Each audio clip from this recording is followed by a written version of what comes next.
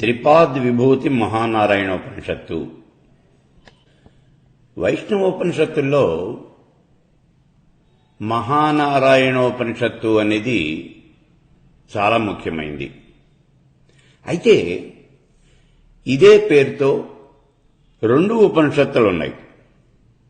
ఒకటేమో అధర్వణ వేదంలో ఉన్నటువంటి త్రిపాద్ విభూతి మహానారాయణ ఉపనిషత్తు, అలాగే రెండోది యజుర్వేదంలో ఉన్నటువంటి మహానారాయణోపనిషత్తు. ఈ రెండు చోట్ల కూడా ఈ మహానారాయణోపనిషత్తు అనే పేరుతోనే ఈ ఉపనిషత్తు ఉంది. ఇక్కడ అసలు 108 ఉపనిషత్తులు చదవాలి అని గతంలో మనం చెప్పుకున్నాం. ఈ 108 ఉపనిషత్తులు చదవమని శ్రీరామచంద్రుడే సాక్షాత్తు హనుమంతుడికి చెప్పాడు అనే విషయం ముక్తికోపనిషత్తులో చెప్పబడింది. కాబట్టి 108 ఉపనిషత్తులు మనం చూస్తున్నాం. ఈ 108 ఉపనిషత్తుల్లోనూ మహానారాయణ ఉపనిషత్తు ఒకటి. మరి ఇప్పుడు ఇదే పేరుతో అధర్వణ వేదంలో ఒకటి, యజుర్వేదంలో ఒకటి, ఇలా రెండు ఉపనిషత్తులు ఉన్నాయి కదా. ఇందులో ఏది మహానారాయణోపనిషత్తు? ఇది మనకు అనుమానం వస్తుంది. కొంతమంది యజుర్వేదంలో చెప్పినటువంటిదే మహానారాయణోపనిషత్తు అని అంటూ ఉన్నారు. ఇంకొంతమంది అధర్వణ వేదంలో చెప్పినటువంటి ఉపనిషత్తే మహానారాయణోపనిషత్తు అని చెప్పబడుతూ ఉన్నది అని అంటూ ఉన్నారు. ఇప్పుడు మనం రెండు ఉపనిషత్తులు చెప్పేసుకుందాం. యజుర్వేదంలో చెప్పినటువంటి మహానారాయణోపనిషత్తు అది చెప్పుకుందాం. అట్లాగే అధర్వణ వేదంలో ఉన్నటువంటి ఈ మహానారాయణోపనిషత్తు, దీన్ని త్రిపాద్ విభూతి మహానారాయణోపనిషత్తు అని అంటారు. దీన్ని కూడా చెప్పుకుందాం. మనం రెండింటిలోనూ ఏది వదిలిపెట్టద్దు, రెండో చెప్పేసుకుందాం. ఇప్పుడు ఈ అధర్వణ వేదంలో ఉన్నటువంటి ఈ ఉపనిషత్తును చూద్దాం.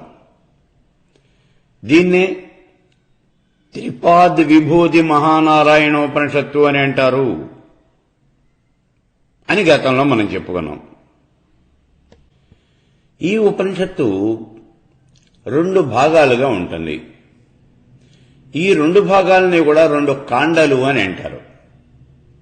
ఒకటి పూర్వకాండ, రెండోదేమో ఉత్తరకాండ. పూర్వకాండ ఒకటి, ఉత్తరకాండ ఒకటి. పూర్వకాండలో 4 అధ్యాయాలుంటాయి. అలాగే ఉత్తరకాండలో కూడా 4 అధ్యాయాలుంటాయి. అంటే మొత్తం మీద ఈ ఉపనిషత్తులో 8 అధ్యాయాలుంటాయన్నమాట. ప్రతి అధ్యాయంలోనూ కొన్ని మంత్రాలుంటాయి. మళ్ళీ ఇలా గనక చూసినట్లయితే ఈ మొట్టమొదటిగా చెప్పినటువంటి పూర్వకాండలో మొదటి అధ్యాయంలో 6 మంత్రాలు, రెండవ దాంట్లో 6 మంత్రాలు, 3, 4 అధ్యాయాలు రెండింటిలోనూ కూడా 4 చొప్పునుంటాయి మంత్రాలు. అంటే 3వ అధ్యాయంలో 4, 4వ అధ్యాయంలో 4. వెరసి 4 అధ్యాయాల్లోనూ కలిపి పూర్వకాండలో 20 మంత్రాలుంటాయి. అలాగే ఉత్తరకాండలో గనక చూసినట్లయితే మొదటి అధ్యాయంలో 8, రెండవ అధ్యాయంలో 11, 3వ అధ్యాయంలో 20, 4వ అధ్యాయంలో 7. వెరసి 46 మంత్రాలుంటాయి ఉత్తరకాండలో. పూర్వకాండలోనేమో 20 మంత్రాలు, ఉత్తరకాండలో 46 మంత్రాలు. ఇలా మొత్తం మీద గనక చూసినట్లయితే ఈ మహానారాయణోపనిషత్తులో 8 అధ్యాయాలు, 66 మంత్రాలు ఇవి ఉంటాయి ఇక్కడ. ఇప్పుడు అసలు ఈ ఉపనిషత్తులో ఈ త్రిపాద్ విభూతి మహానారాయణోపనిషత్తు ఇందులో ఏం చెప్పారు అనే విషయాన్ని ఒక్కసారి చూద్దాం. ఇందులో మొట్టమొదటి అధ్యాయం పూర్వకాండ. ఈ పూర్వకాండలో బ్రహ్మదేవుడు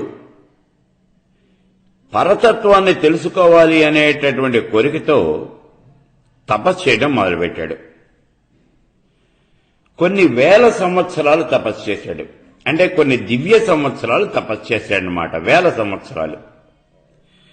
అలా తపస్సు చేయగా ఆయనకి శ్రీ మహావిష్ణువు ప్రత్యక్షమయ్యాడు. ఆ వచ్చినటువంటి శ్రీ మహావిష్ణువు బ్రహ్మదేవుడిని అడుగుతూ ఉన్నాడు, ఓ బ్రహ్మదేవ, నీకేం కావాలి అన్నాడు. అనగానే ఈ బ్రహ్మదేవుడు రెండు చేతులు జోడించి ఆయనకి నమస్కారం చేసి, భగవన్ పరతత్వ రహస్యం మే బ్రూహీతి, ఓ పరమేష్టి, నాకు ఆ పరతత్వాన్ని గురించి వివరించవలసింది అన్నాడు. ఇంకా అంటూ ఉన్నాడు, ఓ విష్ణుదేవా, పరతత్వ రహస్యాన్ని గురించి చెప్పగలిగేవాళ్లు నువ్వు తప్పించి ఇంకెవరూ లేరు. పరతత్వాన్ని వివరించాలి అంటే నువ్వు ఒక్కడివే వివరించగలిగినటువంటి వాళ్ళవి, ఇంకెవరూ కూడా వివరించలేరు. ఎందుకని అంటే త్వమేవ సర్వజ్ఞః, నువ్వు సర్వజ్ఞుడివి. త్వమేవ సర్వశక్తిః, నువ్వు సర్వశక్తివి. త్వమేవ సర్వాధారః, నువ్వే సర్వానికి అంటే ఈ చరాచర జగత్తుకు అంతరికీ కూడా ఆధారమైనటువంటి వాడివి. త్వమేవ సర్వస్వరూపః, ఈ జగత్తులో ఉన్నటువంటి అన్ని రూపాలు కూడా నువ్వే అయినటువంటి వాడివి, సర్వరూపి అయినటువంటి వాడివి నువ్వేను.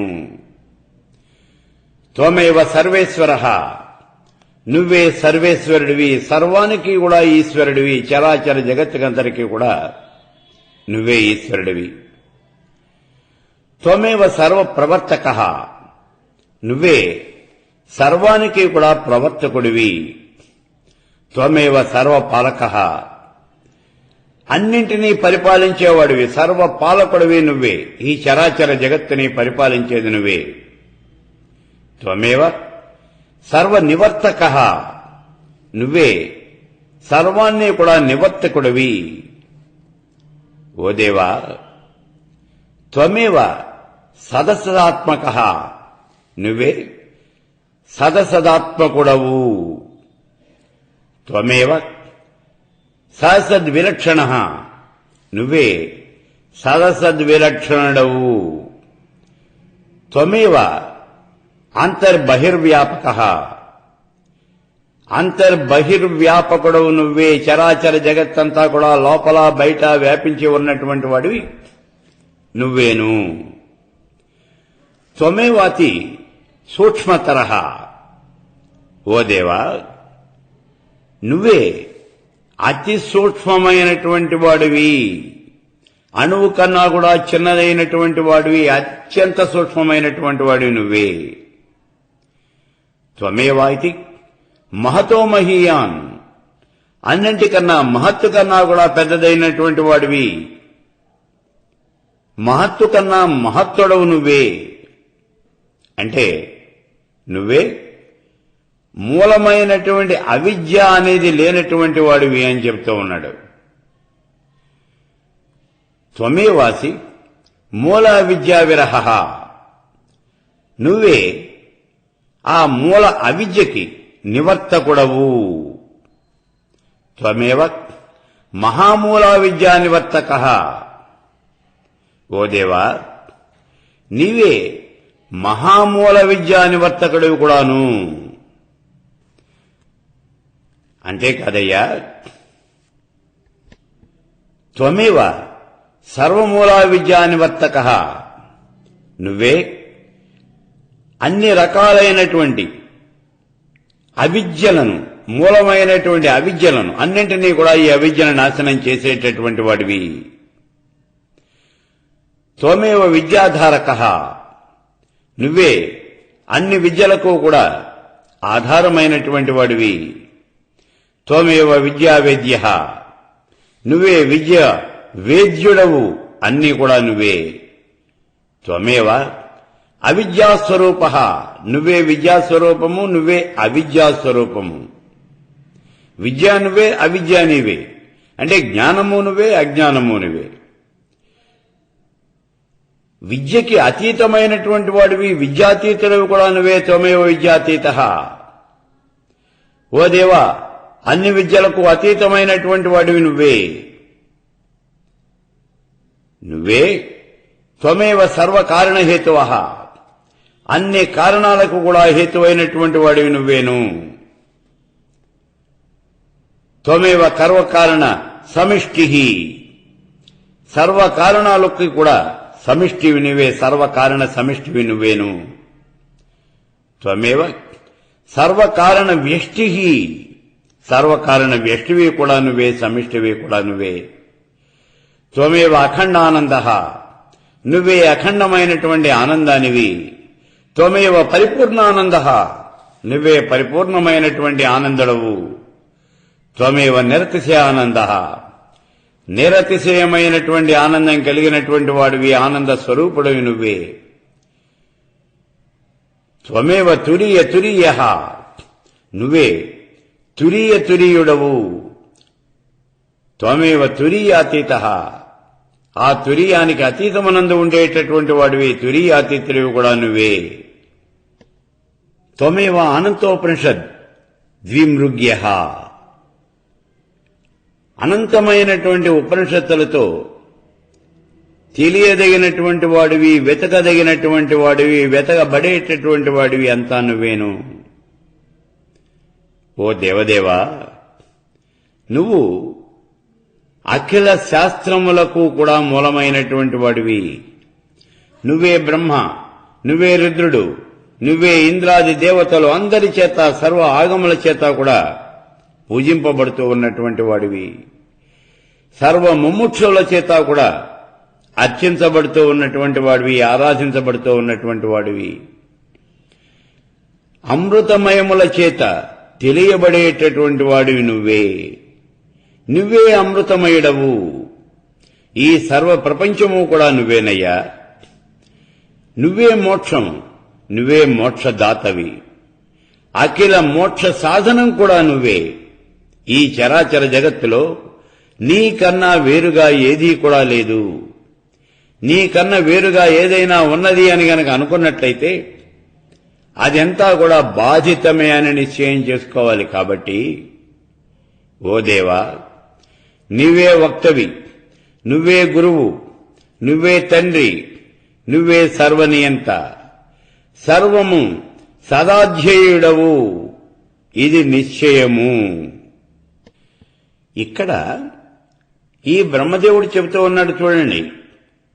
శ్రీ మహావిష్ణువుని చూసి, ఓ దేవదేవా, త్వమేవామృతమయః త్వమేవామృతమయః త్వమేవామృతమయః 3 సార్లు చెప్పాడు ఈ పదాన్ని.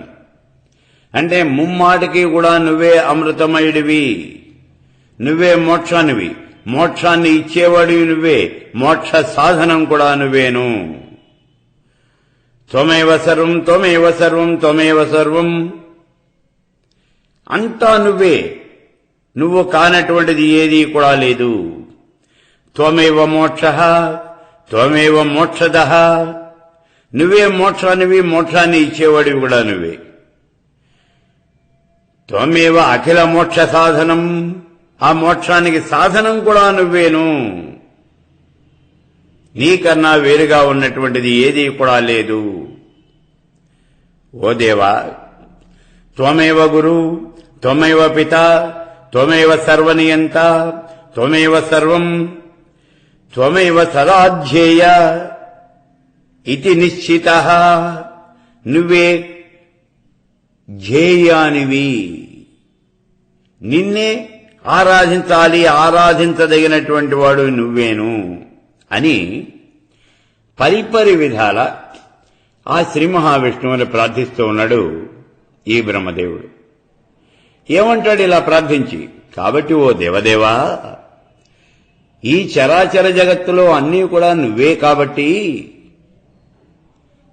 ఆ పరతత్వం ఏమిటో చెప్పగలిగినటువంటి వాడు ఎవరు అంటే ఈ లోకంలో నువ్వు ఒక్కడివే, నువ్వు తప్పించి ఇంకెవరూ లేరు.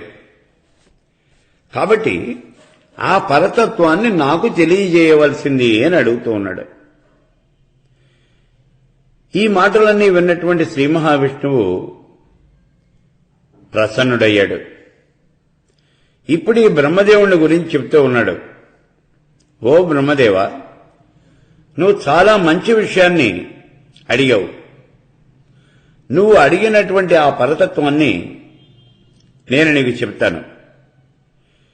నువ్వు అడిగేటటువంటి ఈ పరతత్వము అనేది దేవదర్శి అనేటటువంటి పేరు ఉన్నటువంటి దేవదర్శి. చాలా జాగ్రత్తగా గుర్తుపెట్టుకోండి. ఇక్కడ దేవదర్శి అనేటటువంటి పేరు కలిగిన అధర్వణ శాఖలో ఈ విషయం అంతా కూడా ఉన్నది. ఈ పరతత్వ రహస్యం అంతా కూడా అక్కడుంది. కాబట్టి అక్కడ ఉన్నటువంటి ఆ విషయం అంతా కూడా, ఆ దేవదర్శి అనేటటువంటి అధర్వ శాఖలో ఉన్నటువంటి ఆ పరతత్వ రహస్యం అంతా కూడా అధర్వణ మహానారాయణోపనిషత్తు రూపంగా గురు శిష్య సంవాదంగా అది ప్రసిద్ధి చెంది ఉన్నది. అటువంటి విషయాన్ని ఇప్పుడు నేను నీకు వివరిస్తాను. నువ్వు అత్యంతమైనటువంటి జాగరూకుడవై అత్యంతమైనటువంటి శ్రద్ధతో నువ్వు వినవలసింది అని అంటూ ఉన్నాడు. ఇప్పుడు ఆ విష్ణుమూర్తి ఇంకా చెబుతూ ఉన్నాడు. ఓ బ్రహ్మదేవ, పూర్వకాలంలో కొంతమంది మహాత్ములైనటువంటి వాళ్ళు ఈ పరతత్వ రూపాన్ని గురించినటువంటి జ్ఞానాన్ని పొందారు.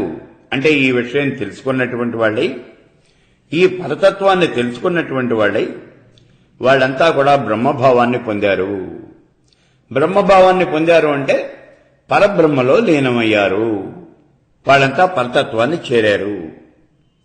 కాబట్టి ఇప్పుడు ఈ పరతత్వం నువ్వు ఏదైతే అడిగావో అది, ఆ పరతత్వాన్ని గనక నువ్వు విన్నట్లయితే నీకు కూడా పరమపదము అనేది సిద్ధిస్తుంది. ఇందులో అనుమానం లేదు. దీన్ని వినటం చేత అన్ని రకాలైనటువంటి ఐహిక బంధనాలు కూడా నశించిపోతాయి. దీని యొక్క జ్ఞానంతో సర్వ రహస్యాలు కూడా నీకు తెలుస్తాయి. ఆ స్వరూపాన్ని గురించి నీకు నేను ఇప్పుడు చెప్పబోతూ ఉన్నాను. శాంతుడు, దాంతుడు, అతి విరక్తుడు, శుద్ధుడు, గురువు యందు అత్యంతమైనటువంటి శ్రద్ధ కలిగినటువంటి భక్తుడు, తపోనిష్ఠుడైనటువంటి శిష్యుడు, బ్రహ్మనిష్ఠాగరిష్ఠుడైనటువంటి ఆ గురువు గారి దగ్గరికి వెళ్లి ఆయనకి ప్రదక్షిణ పూర్వకంగా సాష్టాంగ దండ నమస్కారాలు చేసి దోసిలి ఘటించి, అంటే అంజలి ఘటించి అత్యంత వినయంతో గురువు గారి దగ్గరికి వెళ్లి, ఓ గురువు, నాకు ఆ పరతత్వ రహస్యాన్ని తెలియజేయవలసింది అని ఆ రోజుల్లో అడిగాడు. శిష్యుడు గురువు గారి దగ్గరికి వెళ్లి ఆ పరతత్వ రహస్యం ఏమిటో నాకు వివరించవలసింది అని అడిగాడు. అప్పుడు గురువు గారు శిష్యుని అత్యంతమైనటువంటి కరుణతో దగ్గరగా తీసుకుని ఆ పరతత్వాన్ని ఉపదేశం చేస్తూ ఉన్నాడు. ఈ విషయమంతా కూడా ఈ పరమ రహస్యోపనిషత్తు చెబుతూ ఉన్నది. అంటే ఈ విషయాలన్నీ కూడా ఈ పరమ రహస్యోపనిషత్తు, ఈ మహానారాయణోపనిషత్తు అనేది అత్యంతమైనటువంటి రహస్యోపనిషత్తు. దీన్ని అందరికీ చెప్పడానికి వీర్లేదు. చాలా ముఖ్యమైనటువంటిది ఉపనిషత్తు. కేవలము బ్రహ్మయందు, పరమేశ్వరుని యందు అత్యంతమైనటువంటి నమ్మకం ఉన్నటువంటి వాళ్ళకి మాత్రమే దీన్ని చెప్పాలి. అటువంటి ఆ పరమ రహస్యోపనిషత్తులో ఇవన్నీ కూడా చెప్పబడి ఉన్నాయి. ఓ బ్రహ్మదేవ, ఆ విషయాలన్నీ కూడా ఇప్పుడు నేను చెప్పబోతూ ఉన్నాను. నీకు నువ్వు అత్యంతమైనటువంటి శ్రద్ధతో వినవలసింది అని ఆ ఉపనిషత్తుని గురించి చెప్పడం ప్రారంభం చేస్తూ ఉన్నాడు శ్రీ మహావిష్ణువు. ఇప్పుడంటూ ఉన్నాడు, ఓ బ్రహ్మదేవ, ఆ పరబ్రహ్మ స్వరూపము అనేది ఎలాంటిది అంటే కాలత్రయం చేత బాధింపబడనటువంటిది. మనకి మామూలుగా మనం 3 కాలాలు ఉన్నాయి అని చెప్పుకున్నాం, భూత భవిష్యత్ వర్తమానాలు. ఈ 3 కాలాల చేత కూడా అది బాధించబడదు. మనం గతంలో మాండూక్య ఉపనిషత్తులో చెప్పుకున్నాం చూడండి, త్రికాలాతీతము, 3 కాలములకు కూడా అతీతమైనటువంటిది. అది పరబ్రహ్మ స్వరూపం. ఆ విషయాన్ని చెప్తూ ఉన్నాడు ఇక్కడ.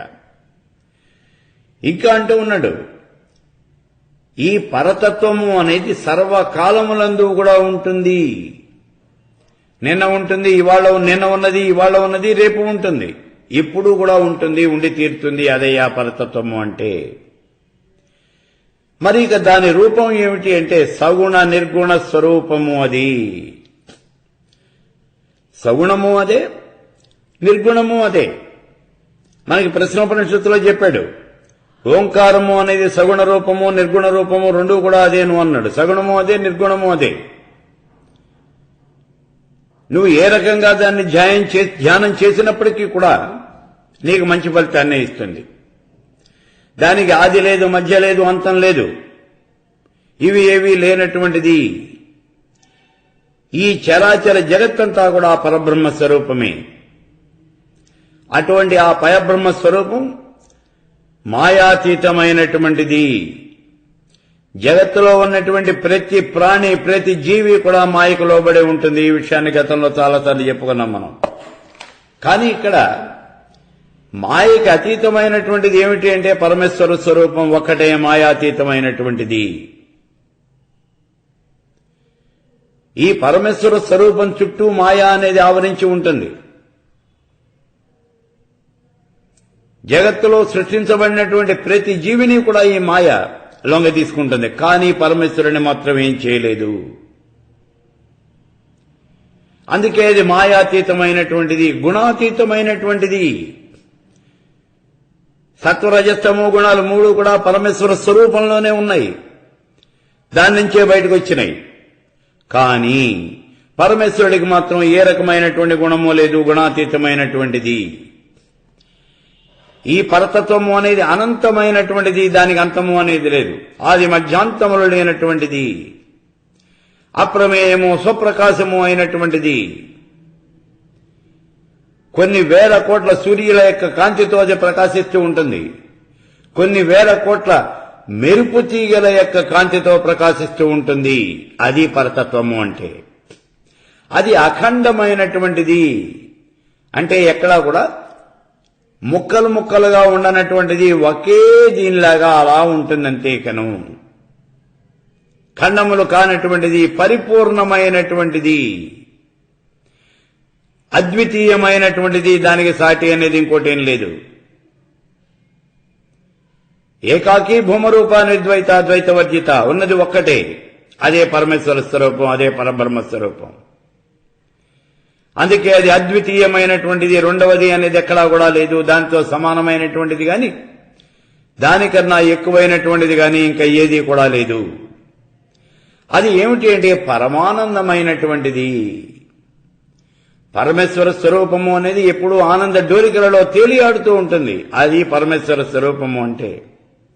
అటువంటి ఆ పరమేశ్వర స్వరూపం పరమానందమైనటువంటిది. గతంలో మనం చెప్పుకున్నాం చూడండి, బ్రహ్మానందము అని చెప్పుకున్నాం మనం.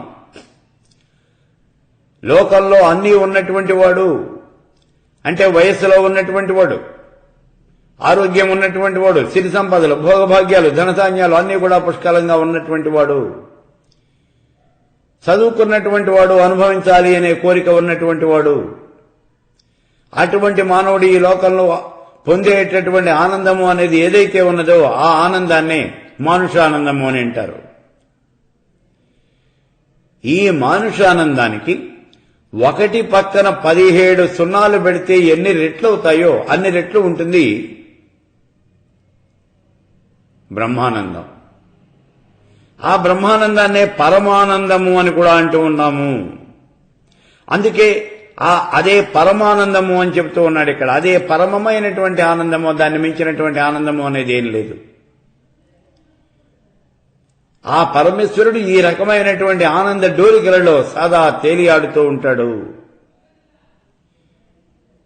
ఆ పరతత్వము అనేది శుద్ధ బుద్ధ ముక్త స్వరూపమైనటువంటిది.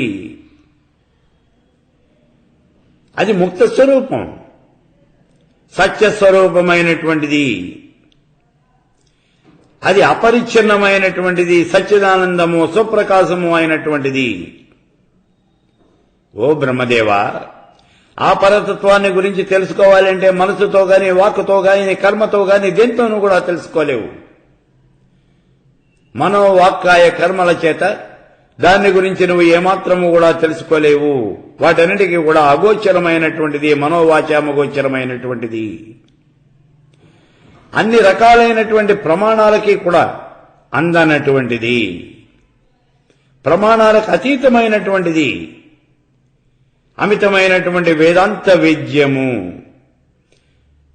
దేశ పరిచ్ఛేద్యము, కాలా పరిచ్ఛేదనము, వస్తుతః పరిచ్ఛేదము అనేది లేనటువంటిది. దేశంతోనే గాని, కాలంతో గాని ఏ రకంగానూ కూడా అది పరిచ్ఛేదము అనేది లేనటువంటిది. దేంతో కూడా ఇది ఏ రకమైనటువంటి మార్పులు కూడా చెందవయ్యా.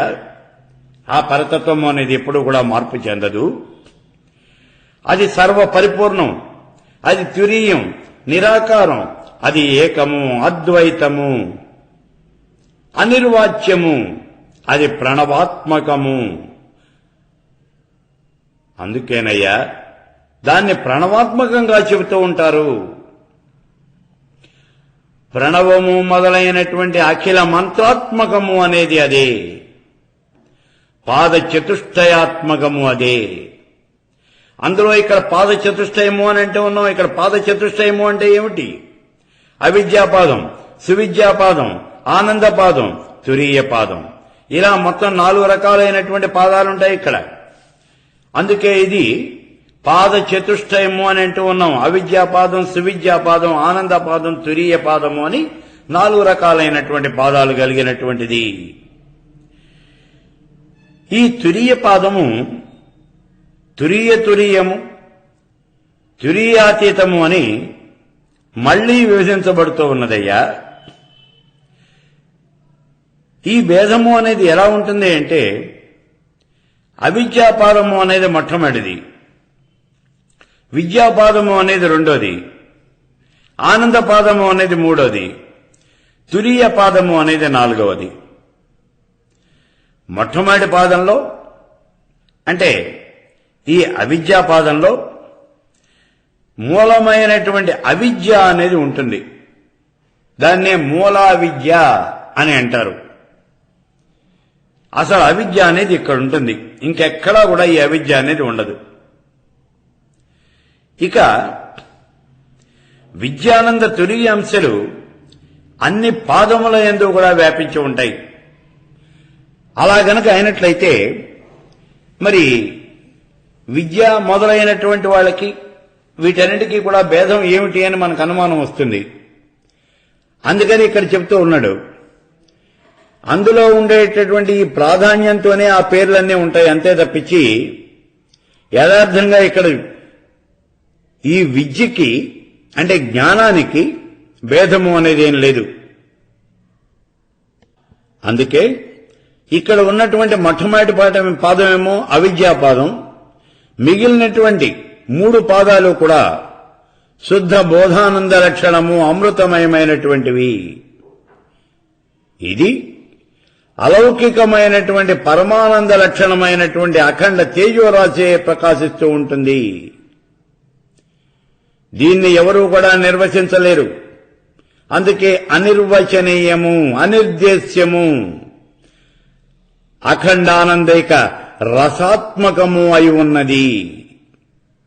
అందులో మధ్యపాదంలో, మధ్య ప్రదేశంలో, అమిత తేజ ప్రవాహాకారంలో నిత్య వైకుంఠమయ్యేది ప్రకాశిస్తూ ఉంటుంది.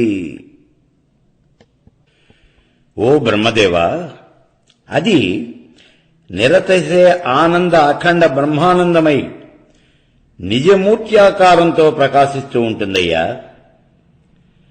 అపరిచ్ఛిన్న మండలములు ఎలా కనిపిస్తాయో అలా అఖండ ఆనంద అమిత వైష్ణవమైనటువంటి దివ్యమైన తేజోరాశి అంతర్గతమై ప్రకాశించేటటువంటి ఆ మహావిష్ణువు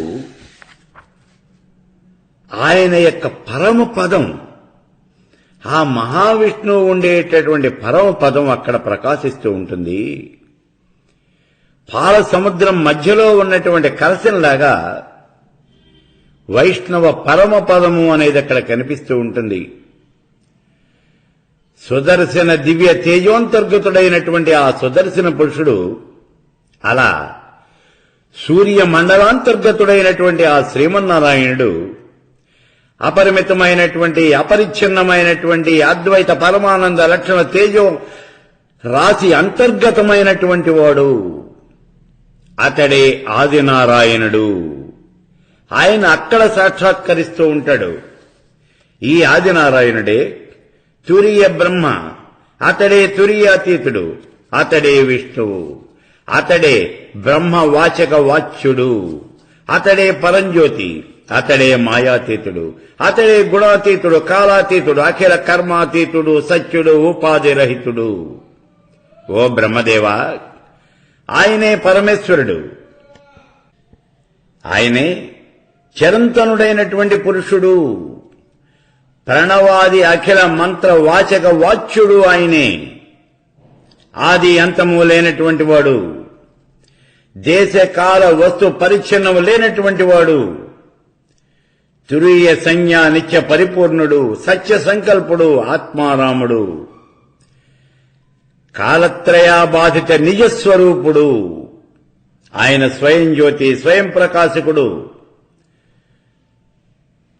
ఆయనతో సమానమైనటువంటి వాడు అధికుడు కూడా ఎవ్వరూ లేరు. ఆయనకి పగలు లేదు, రాత్రి లేదు, సంవత్సరము, యుగాలు మొదలైనటువంటి కాల విభాగము అనేది లేదు. ఆయన స్వానందమయుడు. అనంతమైనటువంటి ఆనందాన్ని అనుభవిస్తూ ఉంటాడు.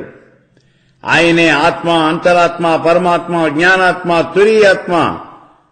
ఇటువంటి మాటల చేత చెప్పబడుతూ ఉంటాడు. అద్వైత పరమానందుడు ఆయనే. విభువు, నిత్యుడు, నిష్కలంకుడు, నిర్వికల్పుడు, నిరంజనుడు, నిరాఖ్యాతుడు, శుద్ధుడు, దేవుడు ఆ నారాయణుడొక్కడే. ఓ బ్రహ్మదేవా, ఈ చరాచర జగత్తులో నారాయణుణ్ణి మించినటువంటి దేవత అనేది లేదు. ఆయనే పరతత్వము. ఈ పరతత్వాన్ని గురించి ఎవరైతే తెలుసుకుంటారో, దీన్ని ఎవరైతే ఉపాసన చేస్తారో అతడు సాయుధ్యం పొందుతాడు అంటూ ఇందులో ఉన్నటువంటి ఈ మొట్టమొదటి అధ్యాయంలో శ్రీ మహావిష్ణువు పరతత్వాన్ని బ్రహ్మదేవుడికి ఉపదేశిస్తూ ఉన్నాడు.